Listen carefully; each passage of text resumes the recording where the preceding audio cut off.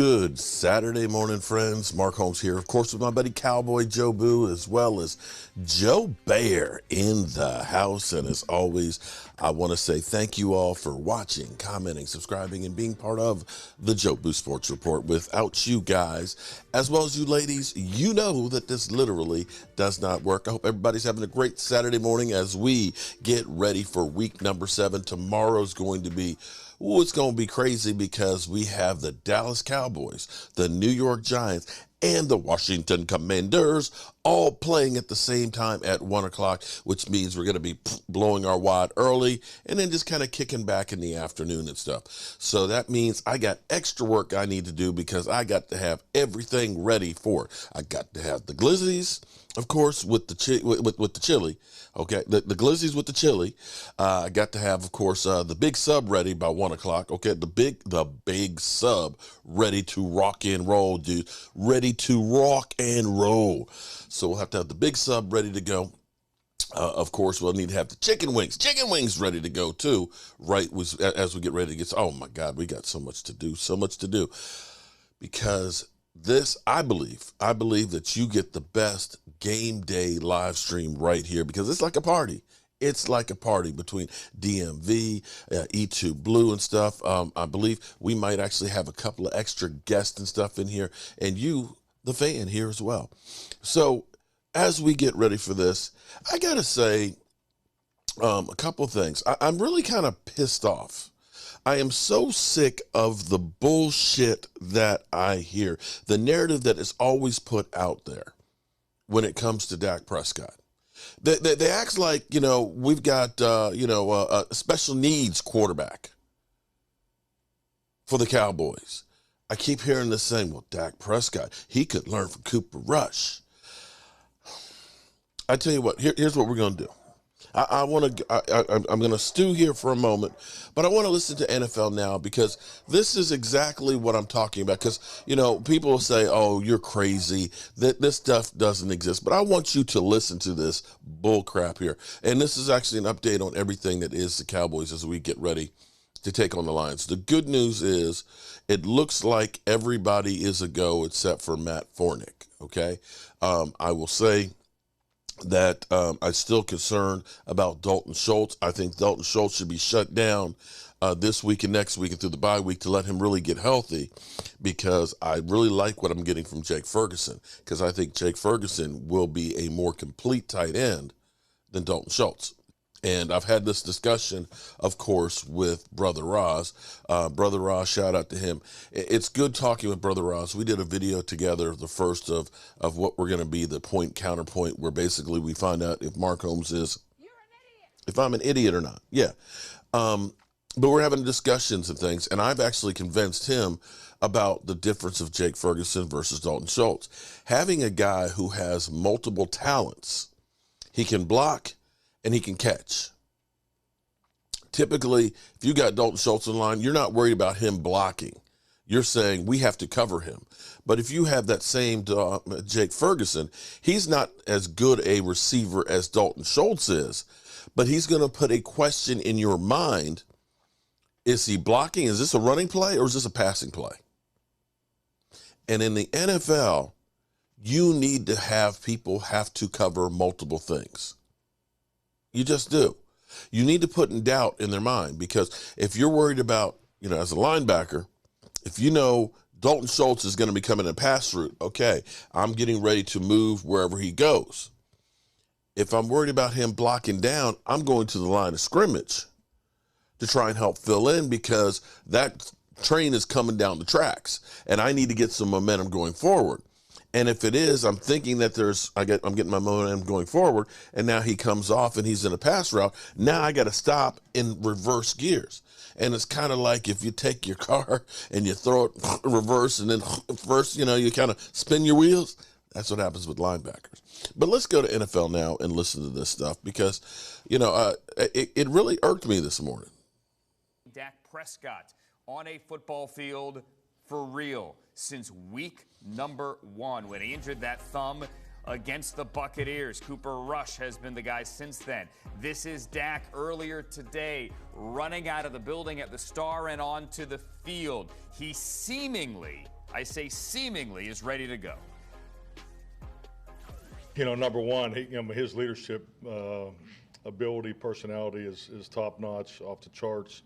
So, I mean, that energy definitely has been felt without a doubt. So, I mean, and that's, anybody who knows Dak or has been a teammate of his, understands the energy that he brings, each and every day. So that's definitely been evident.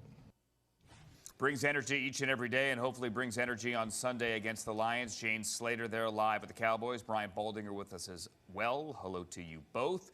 We saw Dak running out of the building, Jane, football in hand. We see anything else? That video that you just saw, Andrew, is the extent of what we saw. Let me peel the curtain back for you a little bit. The open portion available to the media is roughly 30 minutes long, and we waited around because we wanted to see Dak. Thursday was a big day for him. Yesterday was a walkthrough. It was our understanding threw about 40 balls, so he was on a pitch count. Mike McCarthy said he would have thrown over 100 if they had let him. And then today was the big day. In other words, he was going to get most of the reps with the ones, but we were not privy to that yet again. Last week they played with us a little bit. He was only throwing with that left hand, and then he was listed as questionable ahead of the Eagles game and looked sharp out there, listening to his teammates. The ball has got pop and zip. So the big thing right now, you heard Mike McCarthy talk about it in our last hour. The medical clearance is one thing, but they've really been slow playing the injuries around here. In other words, when you come back from an injury, they want to make sure you don't go back on the injured list. That's key. What stands out for us right now, at least what we saw today, was that he had little limitation on that thumb. In other words, I didn't see that he had a brace on there, which is what we had saw before. It was just lightly bandaged. He was high-fiving the teammates. He was gripping Ezekiel Elliott with a little bit of a handshake there. So the expectation and what we anticipate is that he is going to play on Sunday. I just can't really tell you how he looks, and neither can any other media members. So we'll have to rely on what we're hearing from Mike McCarthy and, of course, his teammates.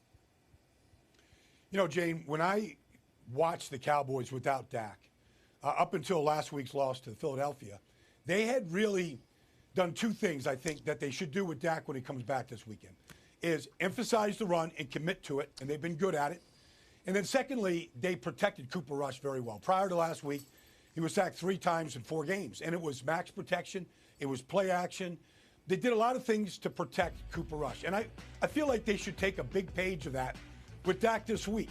Like, I know he can scan the field and he can go through progressions and he's very good at all that. But I don't think that should be the game plan. I think they should stick with what worked with Cooper and just, Dak will just be more accurate and get the ball out a little bit faster and all those things. Half-field reads. I think that would be really good to kind of break Dak in after this absence over the last 6 weeks. And it would also be good if he has all his weapons to throw to, whether it's CeeDee Lamb or Dalton Schultz. They're dealing with injuries as well. Jane, what's their story?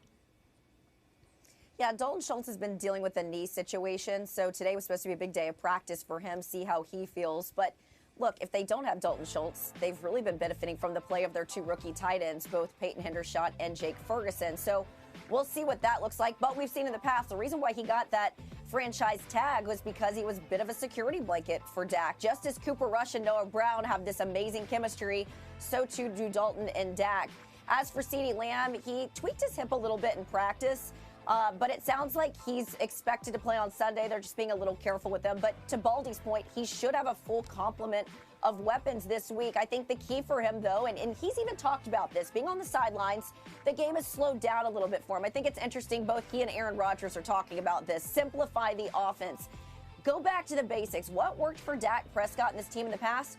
Run the ball. It wasn't always easy to do that when you looked at that offensive line, but the offensive line is communicating really well. I think these guys are really gelling together, and this is a different offense than what we saw in week 1. I just think the rhythm and timing for Dak is going to be the big thing, and it should help. And I'm not saying this is a trap game because we've talked to Mike McCarthy about this. It should help that this is a team like the Detroit Lions who are 1-4 and have a host of injuries heading into this game, and it's a home game. You know, Jay, the one thing about Dalton Schultz being out of the lineup for a couple of games is you saw the rookie tight ends. I mean, this Jake Ferguson is an all-around tight end. I mean, he can really block at the point.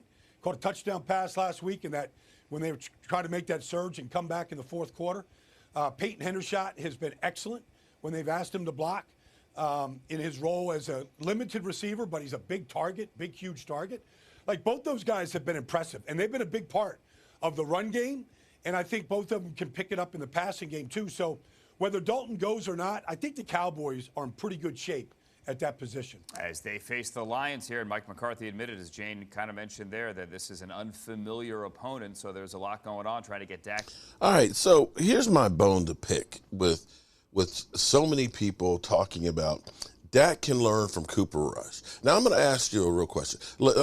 And please, I'm not hating on Cooper Rush.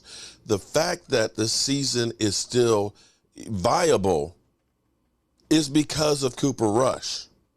Let's be clear here. 6 weeks ago, most people said it's done, it's over with, mail it in. The Cowboys season is dead in the water. We got the Bengals coming up. We got the Rams coming up. You know, we've got the Eagles coming up. We got no chance in hell, all these playoff teams that we're facing. And here we are at 4-2. And it is a testament to the Cowboys actually, instead of doing what we used to do with Jason Garrett and crew, typically what would happen is we would act like the person that got injured was their replacement was that guy. And we still called the game plan exactly the same. When Tony Romo went out in 2015, we had Brandon Wheaton out there running the offense the same way Tony Romo was running it. Even though we all knew that Brandon Wheaton couldn't go to his left, they continued to try and get Brandon Wheaton going across the grain and getting intercepted. Tyron Smith would be out, and we would end up having Chaz Green there on an island thinking that he was Tyron Smith, instead of helping him and watching play after play of him getting eaten up. And instead of changing and saying, we need to keep the back, or we need to have a tight end, we need to help this guy, they still continue to do the same thing.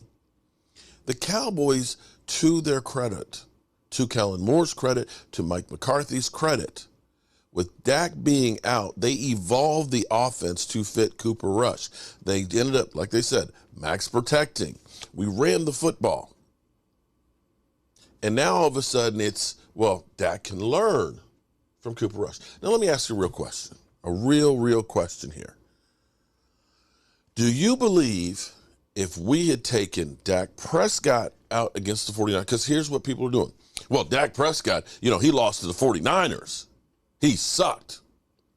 Do you believe if we took Dak Prescott out against the 49ers and insert Cooper Rush that the Cowboys win? Do you believe that? Because let's go to the numbers here.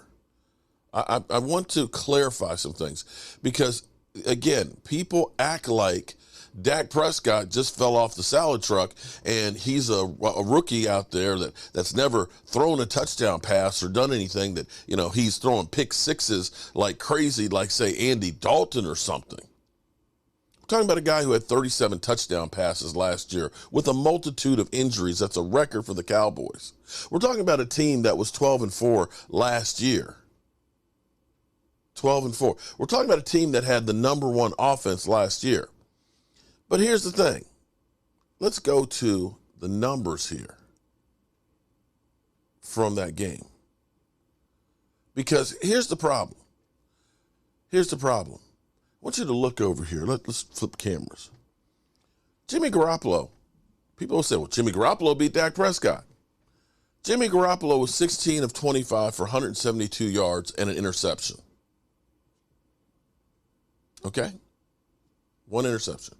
Dak was 23 of 43, 254 yards, 1 TD, 1 interception, and got sacked 5 times. Jimmy Garoppolo, not a single sack. So can Dak Prescott learn from the sacks of Cooper Rush? Well, that would be max protecting. That's actually that's actually Kellen Moore's situation. That's actually the offensive line's issue. And let's look down here because, as they put it, Kellen Moore's not getting sacked. Why? Because they're using play action. Because they're running the football. They're doing max protection. They did not do those things against the 49ers. Zeke Elliott, 12 carries, 31 yards. Tony Pollard, 4 carries, 14 yards. Hell, Dak Prescott had 4 carries for 27 yards. They could not run the football. On the other side of this, where Dak can learn, the 49ers rushed the ball for 169 yards to our 77, and 27 of those were Dak. When you look at this game, let me give you another point in here. The 14 penalties. Can Dak Prescott learn from Cooper Rush on not having the penalties? Because in the 2 games we've lost, the Eagles and Tampa, we had 10 penalties each of those games.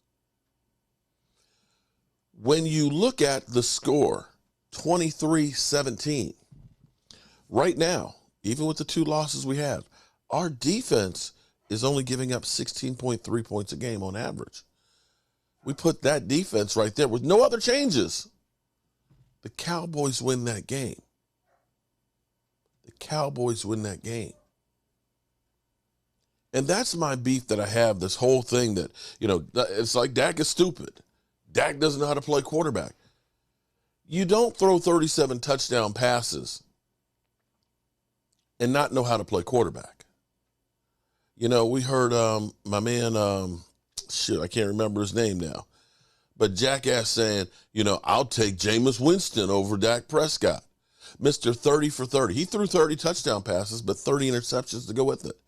And Jameis Winston's been playing for New Orleans, and how's that working out for him? So come on, man. We got to stop this bullshit crap that Dak Prescott is the worst quarterback in the NFL.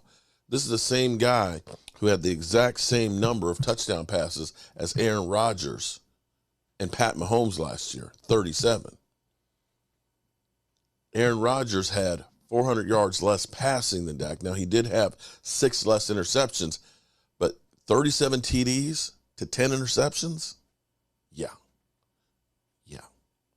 Anyway, I've gotten a little fired up this morning. I've got work to do in the workshop. I got to get out and do my rounds and get some propane, of course, for barbecuing and everything else, and got to get the big sub and everything for that stuff. But I appreciate each and every one of you guys, as well as you ladies and the kiddies as well. And I appreciate you, and I hope you guys have a great day. And, of course, we'll be seeing you soon. Actually, what am I doing here? I'm screwing up. Ready to turn out the lights before playing the music. Got me so angry I can't think straight. And